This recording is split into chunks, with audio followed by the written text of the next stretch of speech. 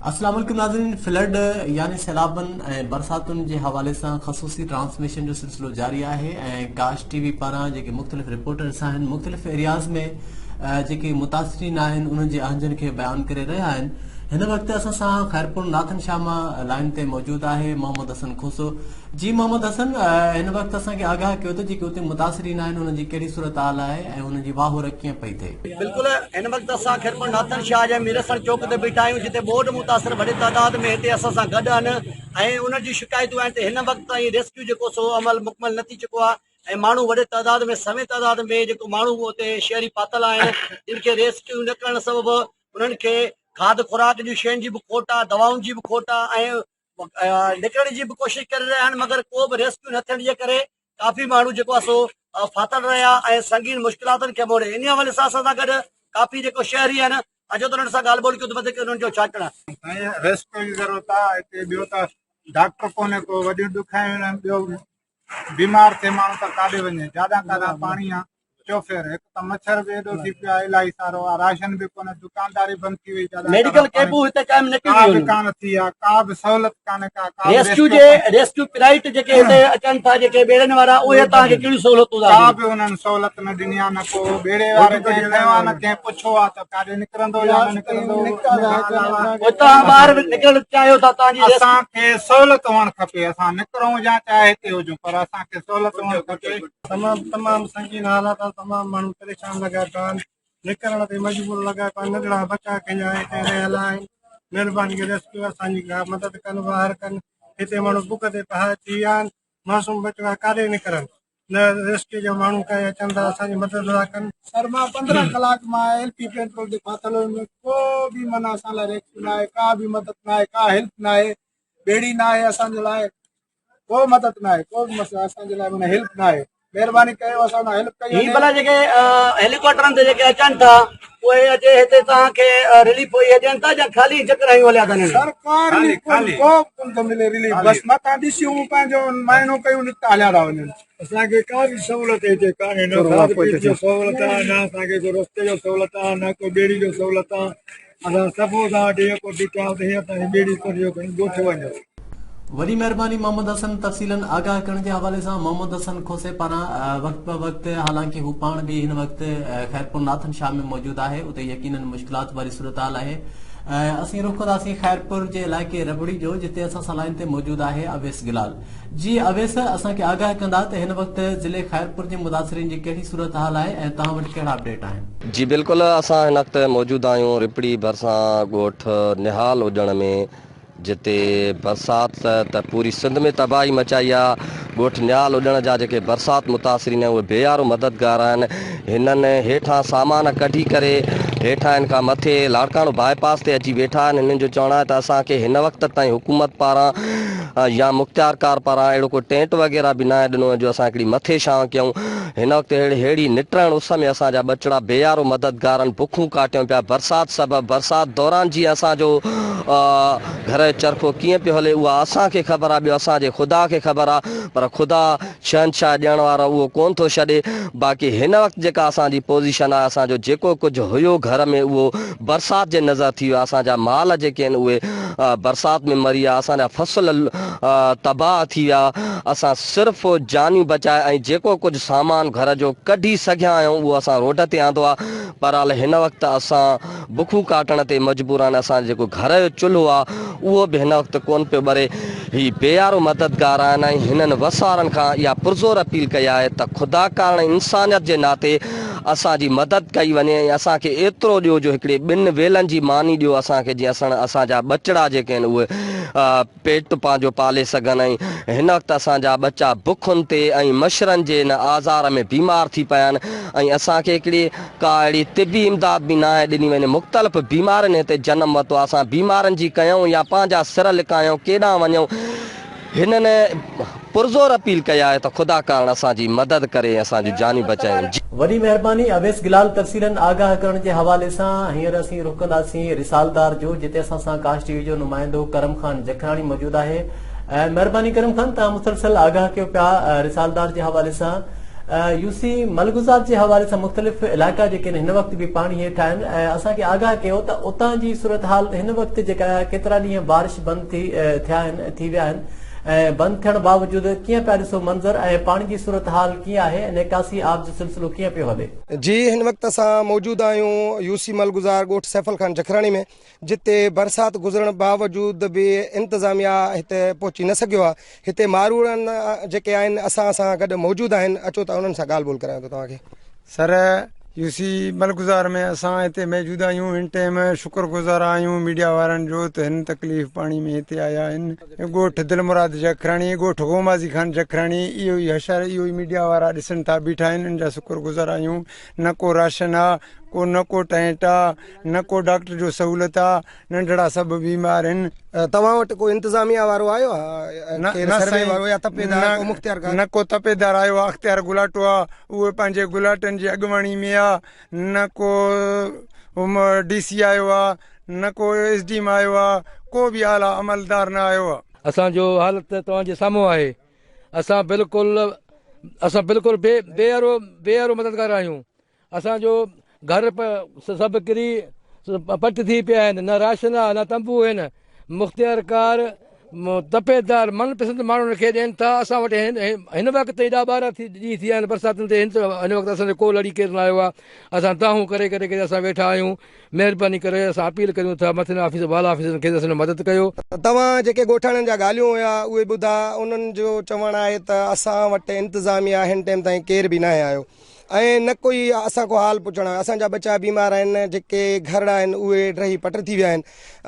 कोई बि इंतिज़ामिया असांजो अहिड़ो को क़दम न आहे खयो त असांजा जेके घर आहिनि असांखे तंबू ॾिनो वञे, असांखे राशन ॾिनो वञे। असां बिल्कुलु पधर ते वेठा आहियूं, असांजा बच्चा पधर ते वेठा आहिनि। जेके बीमारियूं आहिनि हिन जेके पाणी जेको बरसाति वारी पाणी आहे उन्हनि खां पोइ जेके बीमारियूं जनम वठी रहियूं आहिनि, असां वटि को डॉक्टर बि न आयो आहे। इंतिज़ामिया को क़दम न आहे खयो वियो। असांजे DC साहिब की इहा अपील आहे त असांजी वाहिर कई वञे। जी मेहरबानी करम खान जखराणी तफ़सीलन आगाह करण जे हवाले सां रुख़ कंदासीं कराची जो, जिते असां सां कराची ब्यूरो चीफ यूनिस चांडियो मौजूदु आहे। यूनिस पारां कोशिशि कई पई वञे त मुख़्तलिफ़ जेके रिलीफ कैंप्स आहिनि उतां जा जेके मारूअड़ा आहिनि, मुतासिरीन आहिनि, जेके कराची पहुता आहिनि, यकीनन वॾो ॾुखियो सफ़र करे त उन्हनि खे आगाह कनि पिया वक़्त ब वक़्त ऐं उन्हनि जी जेके अहंजनि जी अक्कासी आहे कनि पिया।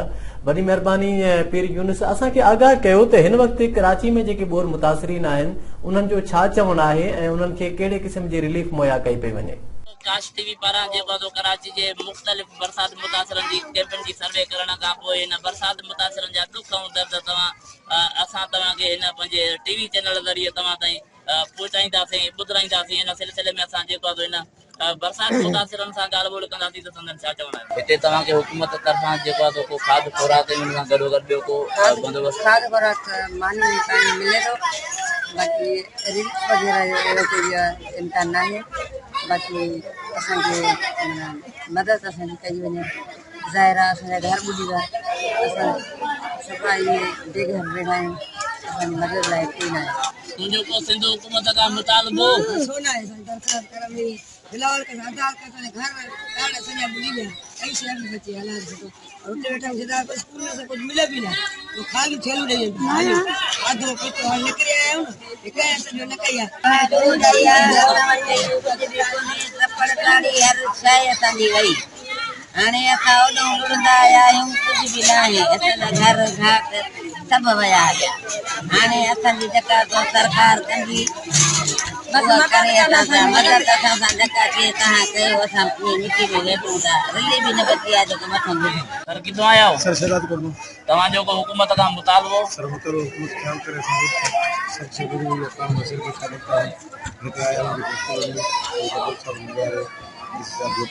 ख्याल कनि था पर वधीक हुकूमत काम करे ख्याल करे ये असां मुस्तक़बिल बसो करे तव्हां हितां जे बरसाति मुतासिरनि जूं ॻाल्हियूं ॿुधियूं। हिननि जो इहो चवणु आहे त असांजो मुतालबा आहे पीपल पार्टी खां जेको आहे असांखे हिकु नए सिरे जेको आहे असांखे ॻोठनि में घर ठाराए तयारु कराए ॾिना वञनि, जीअं असां पंहिंजी हिकु सुहिणे जेको आहे नमूने सां पंहिंजी ज़िंदगी गुज़ारे सघूं। कैमरामैन हसन चांडियो सां गॾु पीर यूनिस चांडियो, KTV न्यूज़ कराची।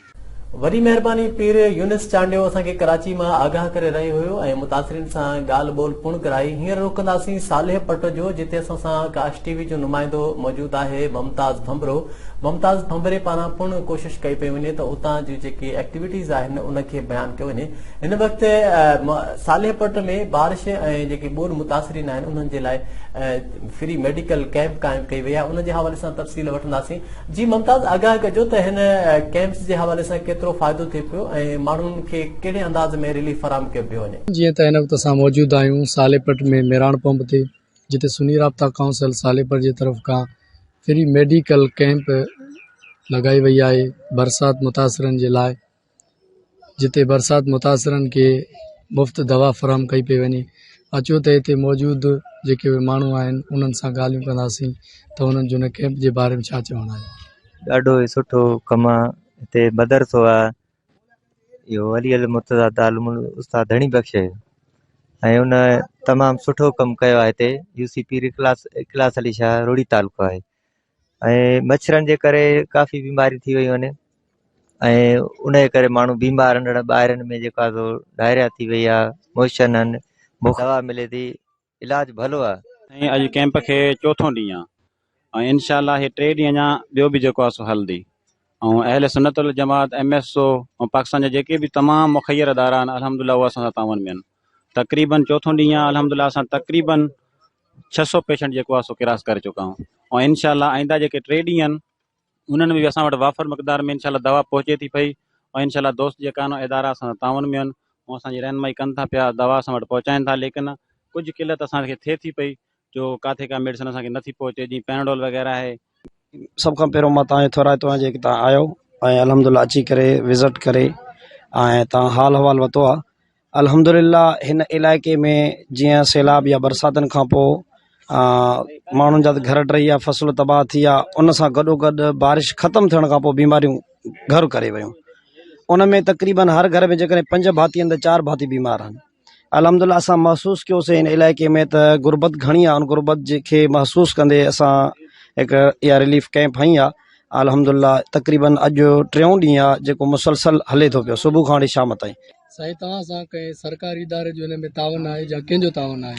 कंहिं बि सरकारी इदारे जो तावन आहे। पंहिंजा दोस्त आहिनि जेके कुझु सखर जा आहिनि, कुझु ॿिए वारा आहिनि, पंहिंजा दोस्त आहिनि, उन्हनि दोस्तनि जे थ्रू ही जेका ई मेडिसिन आई आहे उन्हनि जे थ्रू आई आहे ऐं ॿियो कंहिं सरकारी इदारे न राब्तो कयो आहे न तावन कयो आहे। जीअं त हिन वक़्तु असां मौजूदु हुआसीं सालेपट लॻ मेराण पंप ते, जिते सुनी राब्ता काउंसिल जी तरफ़ खां फ्री मेडिकल कैंप जेका बरसाति मुतासिरनि लाइ क़ाइमु कई वई हुई, उते असां मौजूदु हुआसीं। उते जेके पेशेंट आयल हुआ उन्हनि सां बि ॻाल्हियूं कयूंसीं, उते मौजूदु डॉक्टरनि सां बि ॻाल्हियूं कयूंसीं। इलाइक़े वासियुनि जो इहो चवणु हुयो त तमामु बहितरीनु अमल आहे ऐं इन कैंप सां असांखे तमामु घणो फ़ाइदो पियो आहे।